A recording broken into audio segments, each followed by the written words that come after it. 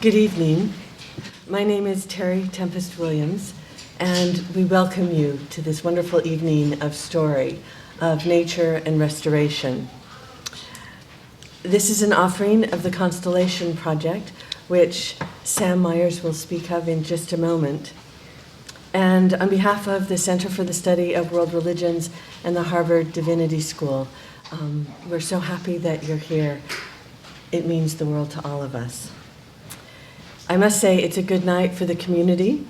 The Red Sox won, and Jackie Bradley Jr. was the hitting star, as my father reminded me that there are many different kinds of constellations, and baseball is one of those.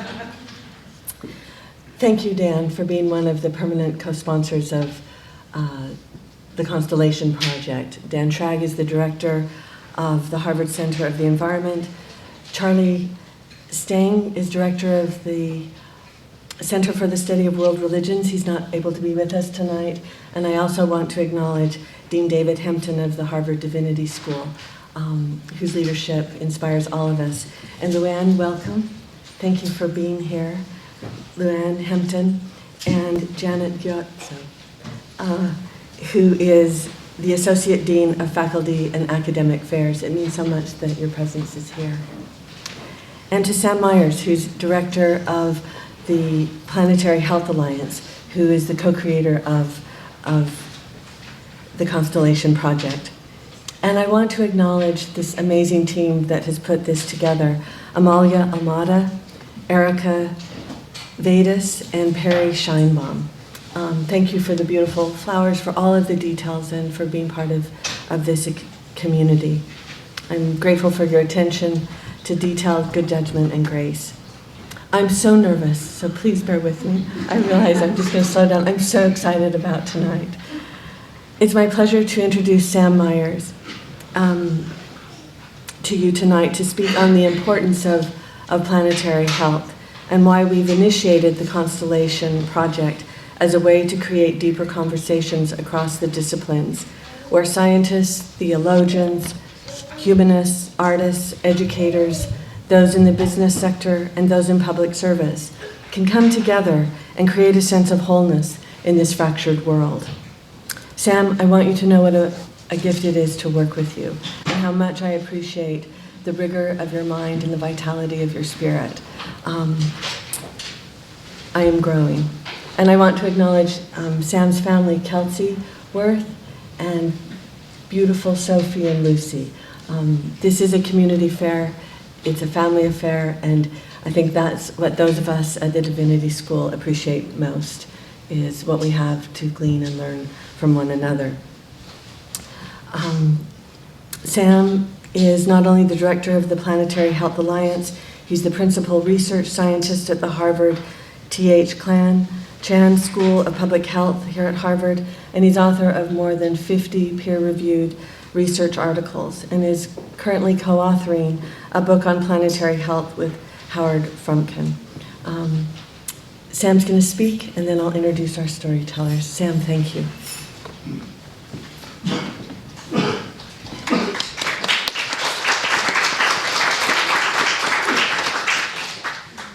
Thank you, Terry. It's also been an unbelievable privilege for me to get to work with you for this past year. So if you're growing at all, I'm growing a lot more. And thank you all for being here. It's really, really wonderful to see you. One always wonders when one schedules an event like this whether there'll be, two people, and it will be a little bit awkward. So thank you for coming out tonight. There's so many things to do around here, and for joining us and sharing your attention with us. So, as Terry said, I'm Sam Myers. I direct the Planetary Health Alliance, and I want to try to keep my remarks short and leave the stage for voices that are far more eloquent than my own. But I did want to share just a few words with you about the origins of this Constellation Project. So maybe the easiest place to start is with a question. How does a medical doctor end up in collaboration with the Divinity School, and what does the idea of nature as a taproot of spirituality have to do with it? So I've spent my career focused on trying to understand the human health impacts of our disruptions of our planet's natural systems, and become convinced that those broad disruptions are going to actually drive the majority of the global burden of disease over this next century.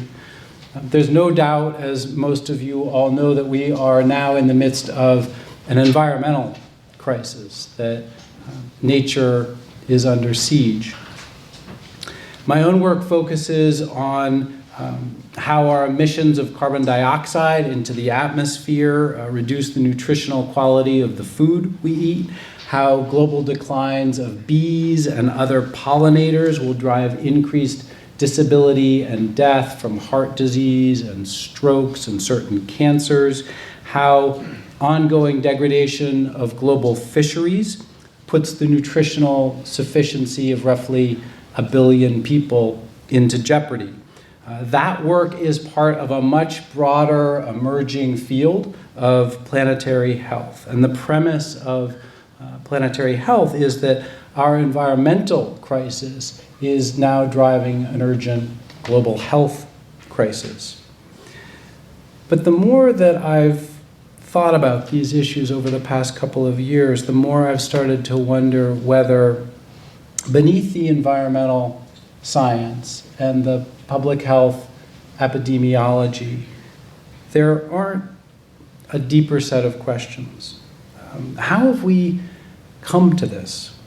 How did it become okay to treat our atmosphere and our oceans as gigantic garbage dumps?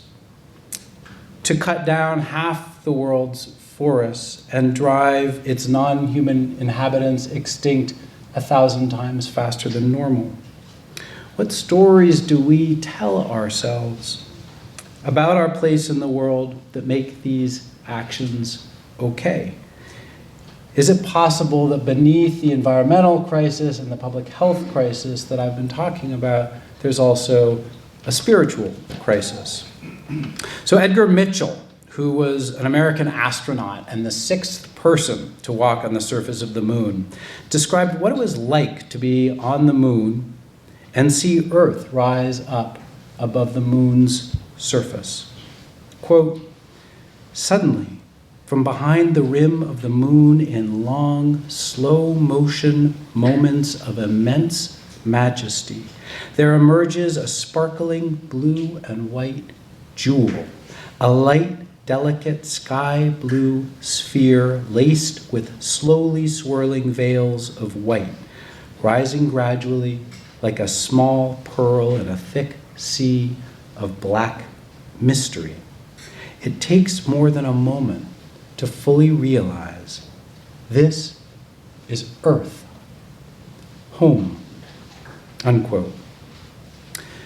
Many scientists invoke such reverential language in describing the almost unimaginable beauty and complexity and elegance of the objects of their study. And most of us experience something like awe or reverence in particular natural settings. But how has this reverence lost its authority to guide our decisions? Are there other traditions, other stories that can help us heal a broken relationship to nature? These kinds of questions have been fodder for many a conversation over the past year with Terry, and together we've conceptualized a forum that we're calling the Constellation Project to explore with all of you. We hope to draw on many voices and many traditions to explore the idea of nature as a spiritual taproot. We certainly don't have the answers, not even all the questions. But we couldn't be more delighted to have you with us for these first baby steps along the way. Thank you.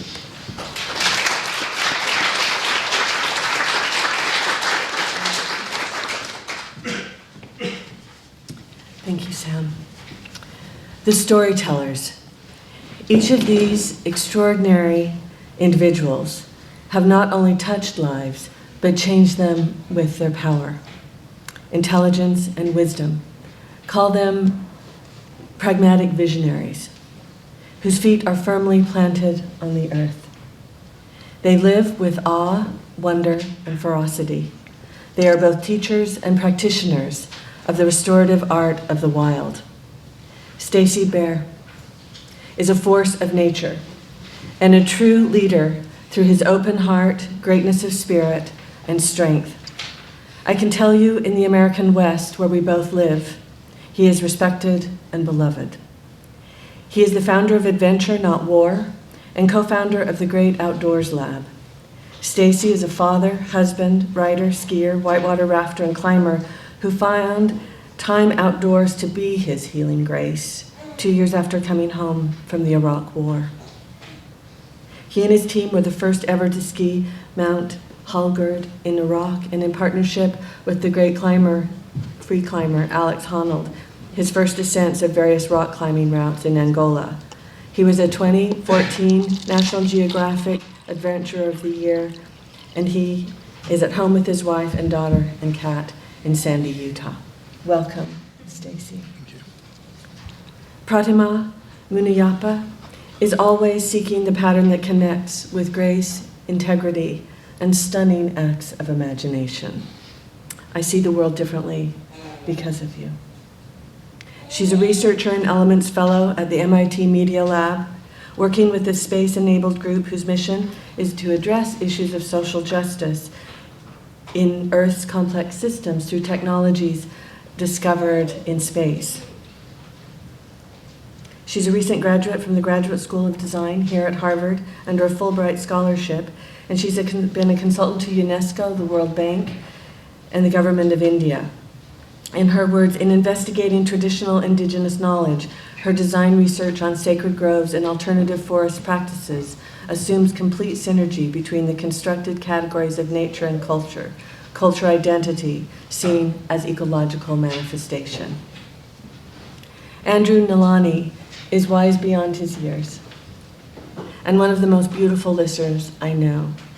As a former student of mine at Dartmouth College, he is curious. This is what I found of Andrew, that he's curious, porous, and perceptive. I believe he is a transformative figure of his generation.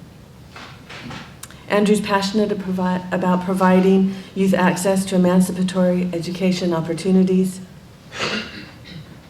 Reoccurring themes in his work in education, both in East Africa and North America, include community, empowerment, art-based practices, and voice. He's been involved with Partners for Youth Empowerment since 2012, hosted at Whidbey Institute in Washington, and he also co-founded the African Youth Leadership Experience Camp for youth from Uganda, Kenya, Rwanda, and Tanzania.